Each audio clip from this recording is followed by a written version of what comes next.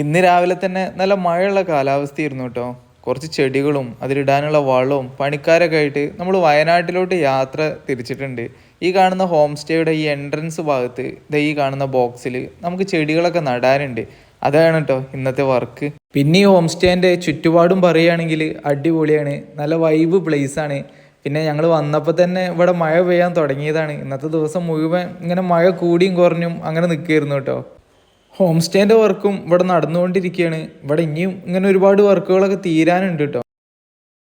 ഈ ഇറക്കുന്ന ഈ ചെറിയ ചെടിയാണ് സ്പൈഡർ ലില്ലി. നമുക്ക് ബോർഡറിലും അതേപോലെ ഗാർഡനിലൊക്കെ വെച്ച് കൊടുക്കാവുന്ന നല്ല അടിപൊളി ഹെൽത്തി ആയിട്ടുള്ള ഒരു പ്ലാന്റ് ആണിത്. ഇത് കുറച്ചും കൂടി ഹൈറ്റൊക്കെ വെക്കും.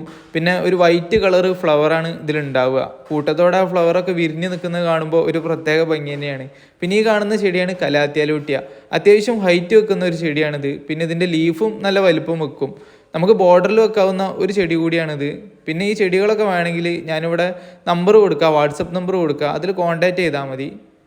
അങ്ങനെ ചെടികളൊക്കെ ഇറക്കിയതിന് ശേഷം വർക്കുകളൊക്കെ ഇവിടെ ഇങ്ങനെ നടന്നുകൊണ്ടിരിക്കുകയാണ്. ഒരു ദിവസം കൊണ്ട് നമ്മളിവിടെ ചെടികളൊക്കെ വെച്ച് കഴിഞ്ഞിട്ടുണ്ട്. ഇനി ഇത് വളർന്നു വരുമ്പോൾ ഒന്നും കൂടി നല്ല ഭംഗിയായിട്ട് ഈ ഏരിയ നമുക്ക് മാറ്റാൻ കഴിയും. കലാത്തിലോട്ടൊക്കെ ഈ രണ്ട് സൈഡിൽ ഇങ്ങനെ വളർന്നു വരുമ്പോൾ ഈ പാത്ത് വേ കാണാൻ നല്ലൊരു ഭംഗിയാവും. സ്പൈഡർ ലില്ലിയൊക്കെ ഇവിടെ ലെയറായിട്ട് ഇങ്ങനെ നട്ടിട്ടുണ്ട്. ഒരു മാസം കഴിഞ്ഞാൽ ഇതിലൊക്കെ നല്ല അടിപൊളി ഫ്ലവറൊക്കെ ഉണ്ടാവും. വൈറ്റ് കളർ ഫ്ലവറാണ് ഇതിലുണ്ടാവുക.